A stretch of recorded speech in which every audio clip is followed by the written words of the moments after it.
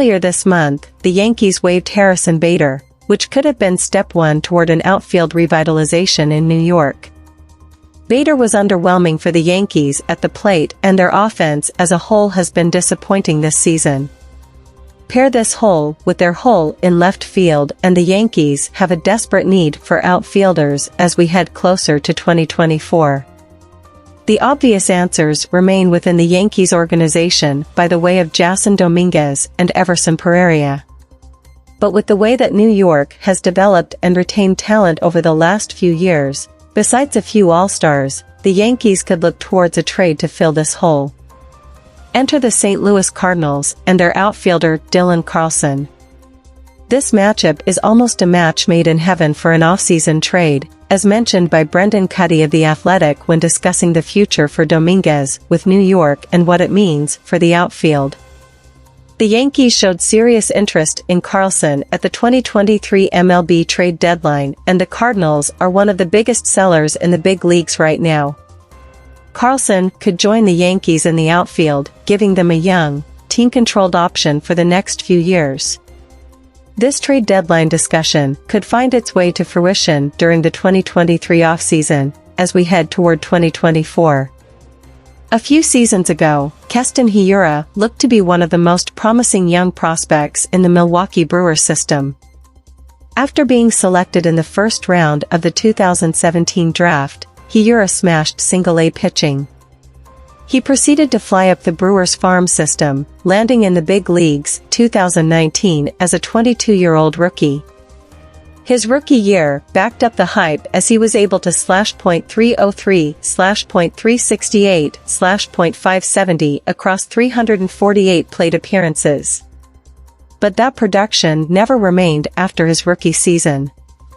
His play dipped so badly that he landed in AAA in 2023.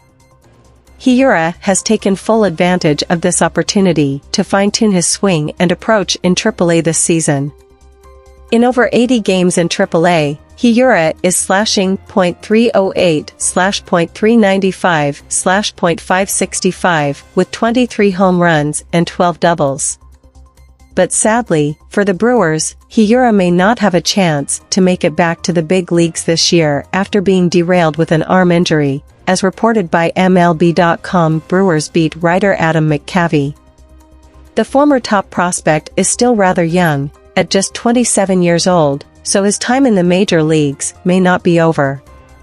He has the time to improve and make the comeback to Milwaukee, but following that injury, it may not be during this season. Jim Bowden of The Athletic recently reported that the Atlanta Braves could end up as one of the surprising potential landing spots for the Japanese star, Shohei Ohtani this offseason. And he makes a great point. The Braves have built their roster into one of the most talented rosters in recent memory, and they've done so at an affordable price. They've locked their core players up for years to come under guaranteed contracts, while avoiding arbitration for the most part. This has cleared an incredible amount of cap space that most teams don't have, especially when they have a few $25+ million players on the payroll.